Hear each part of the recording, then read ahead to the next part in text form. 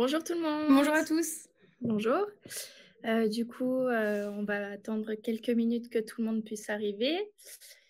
Aujourd'hui, nous sommes encore. Bon, en attendant, on va se présenter. Donc, je suis Morgane, experte métier chez Web Mécanique. Mon rôle dans la société est d'accompagner les clients dans la mise en place de leurs projets. Donc, j'aide à définir leurs besoins et à leur montrer en quoi l'outil peut servir dans leur stratégie de marketing, de digitalisation. Et je suis accompagnée aujourd'hui de Léa, Bonjour à tous. qui fait le même métier que moi et qui va vous présenter le sommaire d'aujourd'hui. Parfait. On y va maintenant? Allez, C'est parti. hop, je vais juste partager mon écran. Donc du coup, l'épisode d'aujourd'hui, c'est le premier épisode d'une série de 4 épisodes. Donc là, vraiment, le but, c'est de vous expliquer comment le marketing automation va vous aider à lancer votre SaaS. Il y aura 4 grandes étapes. Donc dans un premier temps, faire connaître votre SaaS. Ensuite, la mise en place de votre stratégie de marketing automation, votre première campagne. Et enfin, on va penser à la conversion après avoir acquis des leads. Donc, faire connaître son SaaS grâce à l'inbound marketing. On va un peu reprendre les bases. Avant de commencer, j'aimerais bien reparler de l'inbound marketing. Donc, le principe de base, ça va être de faire venir en fait les prospects à vous. C'est la différence de l'outbound où c'est nous qui allons chercher les prospects. Donc, le principe, c'est d'offrir du contenu premium, enfin dit premium, où on apporte de la valeur en échange de données de qualité. Les avantages de l'inbound marketing, c'est, comme je viens de le dire, de faire venir le prospect à nous, mais c'est surtout que ce contenu riche qu'on va créer va être exploitable à l'infini. Vous allez pouvoir le publier sur votre blog, ensuite faire de l'activité sur vos réseaux sociaux, le repartager plus tard dans un scénario, pourquoi pas. Voilà, c'est vraiment un contenu qui a été créé, qui va pouvoir être reformaté aux besoins et du coup dans différentes stratégies pour répondre à vos besoins. Et enfin, c'est l'analyse de vos retours sur investissement. Donc, on va pouvoir vraiment calculer combien de prospects par rapport, par exemple, à mes campagnes de ads payantes, combien de prospects j'ai acquis, combien de personnes ont transformé, etc. Donc, on va pouvoir vraiment calculer tout ça. Donc, on va faire un premier sondage. Est-ce que vous êtes plutôt inbound ou outbound dans votre pratique de tous les jours? Voilà, vous allez avoir la possibilité, 30 secondes pour répondre à ce petit sondage. Ça va pouvoir nous permettre de continuer sur ce terrain. Outbound. OK. Donc, on va rebondir sur ça. Il y a 50% du coup d'inbound marketing, 2 réponses pour les deux. Et outbound. Bon, le principe n'est pas vraiment de se focaliser que sur l'un ou sur l'autre. On peut tout à fait faire les deux stratégies en parallèle. Aujourd'hui, on va parler vraiment de l'inbound marketing parce que c'est la nouvelle tendance et comme je l'ai dit, il y a beaucoup plus d'avantages. Je te laisse continuer. Donc, on va parler du principe du coup de l'inbound marketing dans le tunnel de conversion. Vous avez plusieurs tunnels qui existent. Nous, on a décidé de définir celui-ci donc en 4 étapes. La première étape étant d'attirer les personnes à vous grâce à l'inbound marketing et vous avez plusieurs outils par ça. Ensuite, il y a bien évidemment qualifier, nourrir la relation et fidéliser vos clients. Aujourd'hui, du coup, c'est la première étape, comment attirer vos leads automatiquement sans trop d'efforts. Donc ça va être grâce au marketing automation, bien évidemment. Mais vous avez tout ce qui est référencement naturel, payant, tout ce qui est réseaux sociaux, le compte-based management et les lead magnets. Un autre sondage, juste avant de continuer, est-ce que vous connaissez du coup quel est votre lead magnet préféré? Vous pouvez toujours répondre en bas à droite. Donc, on a plusieurs possibilités. Les lead magnets, ça va être du contenu aussi, donc type livre blanc, business case, des vidéos. Il y a également des checklists. Ça peut être des e-books aussi.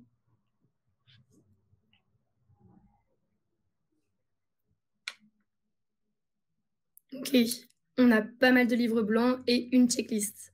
Merci pour ces réponses. Du coup, je vais continuer sur l'outil de marketing automation. Donc Morgane vient de vous expliquer le tunnel de conversion et vous a expliqué donc que vous pouviez vous servir du marketing automation.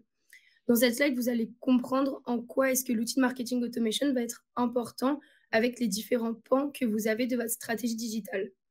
Dans un premier temps, je suis désolée, j'ai la voix un petit peu cassée. Donc dans un premier temps, vous avez le référencement. Vous savez qu'avoir un nouveau lead, ça coûte cher, c'est un investissement. Le but, du coup, d'acquérir ces leads, ça va surtout être de les garder.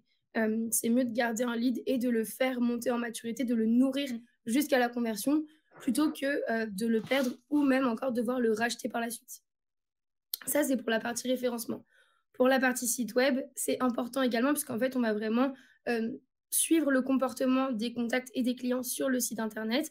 En fonction d'un clic sur le site web, on en sait beaucoup de la personne et de l'intérêt qu'elle porte à votre produit ou à vos services. Donc, ça va aussi être important du coup de segmenter votre base de données et puis de suivre le comportement de vos contacts pour après exploiter la data que vous avez récoltée. Dans la continuité du coup de la segmentation et de la data à exploiter, on a l'emailing. Même chose, si quelqu'un clique dans votre email ou télécharge une ressource, on va avoir beaucoup d'informations sur cette personne. Et ça, c'est une data qu'il faut également récolter, conserver, puis travailler après pour convertir le contact. Le content marketing, c'est vraiment la suite de l'explication du lead magnet qu'on a eu par Morgane tout à l'heure. En fait, on va vraiment créer des contenus à forte valeur ajoutée sur le site web et on sait que tout le monde est prêt à laisser quelque chose en échange d'un document ou en échange d'une réduction. Donc le but, ça va vraiment être de récolter de la data en échange d'un contenu à forte valeur ajoutée qu'on va proposer à nos clients et à nos prospects. Et enfin, donc la partie CRM, on sait que tous les clients qui ont acheté un jour notre produit A vont certainement acheter un jour le produit A+ ou le produit B. Donc le but, ça va vraiment être de garder, encore une fois, toutes ces données, d'automatiser les différentes relances qu'on a et vraiment donc de pouvoir exploiter le CRM au mieux en utilisant l'outil de marketing automation. Voilà, ces 5 éléments, c'est vraiment ce qui va vous permettre de pousser l'outil de marketing automation à sa pleine puissance et du coup de pouvoir vraiment convertir les abonnés que vous avez gagnés et de les fidéliser. Le but du marketing automation, donc vous l'avez vu juste avant avec le référencement, l'emailing et le site web, c'est vraiment d'être présent partout. Le but, c'est vraiment d'envoyer le bon message au bon moment à la bonne personne et sur le bon canal. Là, on a repris vraiment l'exemple de la session live d'aujourd'hui. Donc, il y a 4 choses du coup à retenir de ce que nous, on a préparé avec Morgane. Dans un premier temps, donc l'article. Vous avez un article qui est disponible sur notre blog, comment le marketing automation va m'aider à lancer mon SaaS. Ensuite, donc, on a voulu organiser la session live qu'on fait aujourd'hui. En deuxième étape, on a créé une pop-in qui apparaît directement sur le site internet avec un call to action pour que vous puissiez vous inscrire. Pour continuer à diversifier notre présence, on est sur les réseaux également. Donc là, c'est LinkedIn, un post qui vous amène directement sur notre landing page avec le formulaire d'inscription. Et bien sûr, tout ça est suivi. Donc, on sait comment est-ce que vous êtes arrivé sur la landing page et du coup, après, ce que vous avez fait sur le site internet.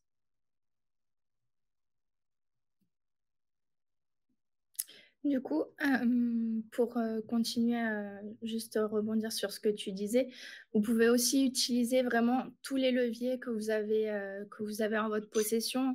Nous, on a notre audience, mais vous allez certainement peut-être avoir une autre audience. Donc, il faut bien regarder où votre audience est. Si c'est plus sur Facebook, du coup, ça sera Facebook. Nous, c'est LinkedIn. À quoi vos personas répondent le plus? Est-ce que ça va être une newsletter, par exemple? C'est bien aussi d'engager sur votre événement, par exemple, un webinaire, les engager, les inviter, utiliser vraiment tous les leviers en votre possession. On va voir comment mettre en place une stratégie de marketing automation, donc pour automatiser en fait l'acquisition de leads. Il y a plusieurs étapes. En amont, il faut toujours réfléchir à sa cible, à qui on va s'adresser. Donc, on crée son persona, l'objectif étant de segmenter ensuite cette base de données pour pouvoir personnaliser votre message.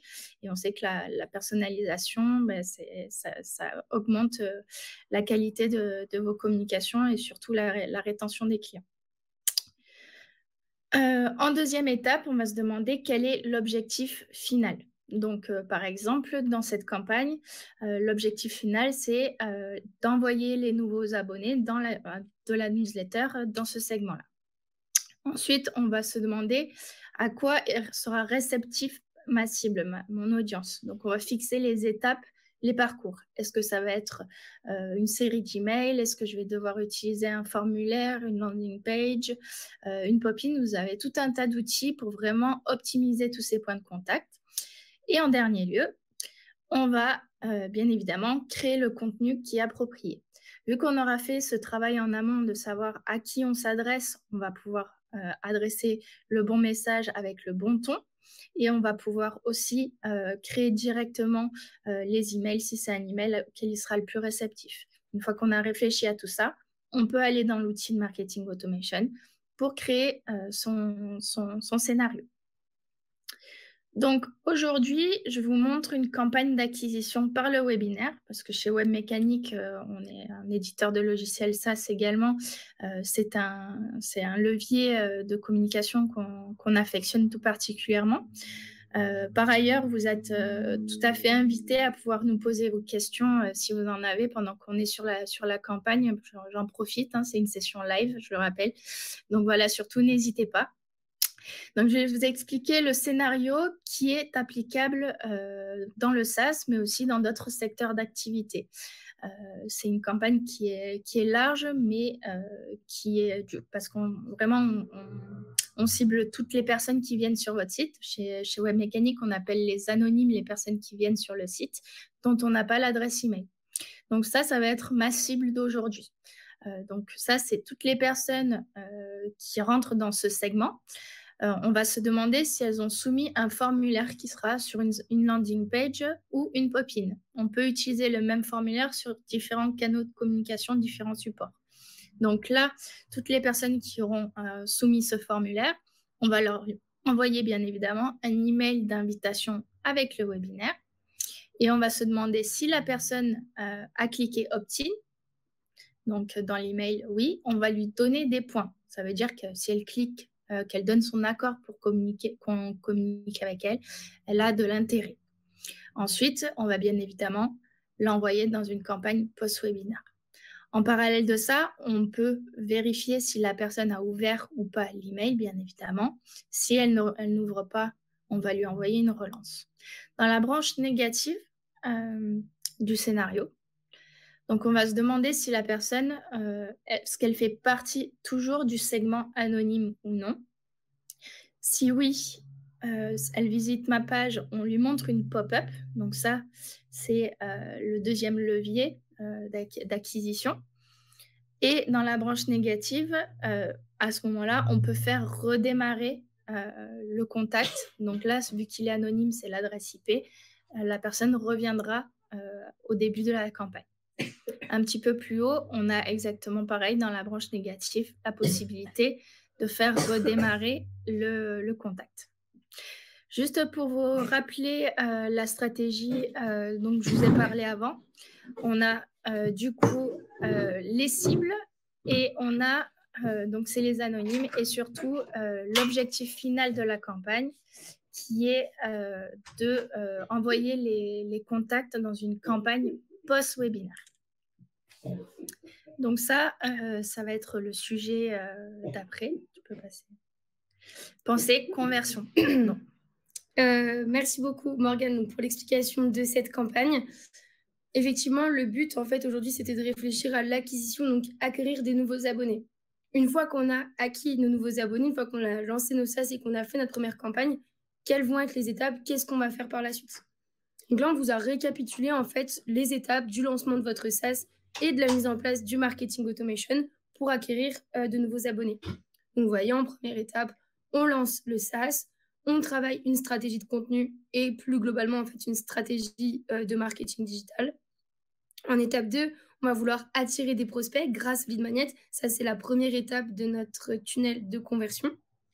Une fois qu'on a acquis nos prospects, qu'on a utilisé des lead magnets et qu'on a commencé à récolter de la data, on va créer notre campagne pour atteindre l'objectif. Ici, l'objectif, c'était l'inscription à un webinaire.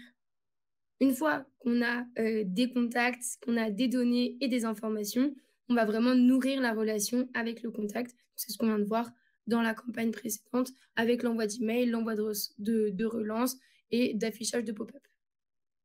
Une fois qu'on est ici, on va vouloir convertir nos nouveaux abonnés. Ça, ce sera vraiment le sujet de la deuxième session live. Donc, on va continuer en fait cette série dans quelques semaines.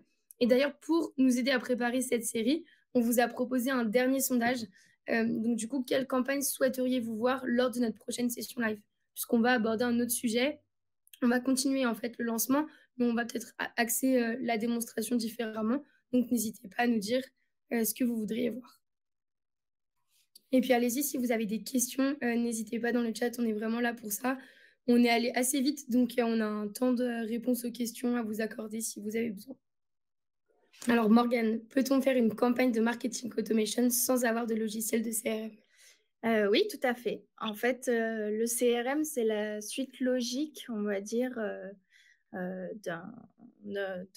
fois qu'on a en fait fidélisé, enfin créé une relation avec un contact, on peut tout à fait ensuite l'envoyer dans un CRM, mais c'est pas tout le monde qui utilise un logiciel de marketing automation qui a un CRM aujourd'hui, parce que c'est vraiment en fait à chaque étape un outil essentiel, mais voilà, on peut tout à fait avoir des notifications commerciales. On n'a pas forcément besoin de CRM pour ça. Voilà. N'hésitez pas si vous avez d'autres questions. Ah, nouvelle question. Quelle différence entre un outil d'emailing type Mailchimp et le marketing automation? Alors, Mailchimp, on va dire, enfin, un outil d'emailing, ça va être plutôt du mass mailing. On va envoyer plein d'emails au même moment, alors que le marketing automation, on va envoyer le bon message à la bonne personne et sur le bon canal. Donc, ça va être vraiment suivant un comportement, comme on l'a dit, on scénarise une relation. C'est pas vraiment un shoot de, même si on envoie plusieurs emails en même temps, c'est plutôt qualitatif et on a de meilleurs retours sur investissement. Sur le fonctionnement, Jean-Louis, oui, bien évidemment. On va repartir du coup sur la slide, si tu veux bien. Merci, Jean-Louis. Donc, on reprend peut-être avant, du coup. L'outil de marketing automation, en fait, il a pour mission de vraiment s'adapter à votre écosystème technique. Donc, il va se servir de tout ce qui est référencement, de votre site internet, envoyer de l'emailing ou des SMS, bien évidemment, c'est des canaux de communication. Et le content marketing, c'est vraiment ce que vous allez implémenter à l'intérieur de l'outil, notamment aussi dans vos emails, pour pouvoir utiliser. C'est vraiment les outils qui sont autour de l'outil de marketing automation pour servir votre stratégie. Donc après, vous n'êtes pas obligé de faire tout, vous pouvez choisir. Le site web, bien évidemment, c'est la vitrine. Tout ce qui est référencement, ça se fait.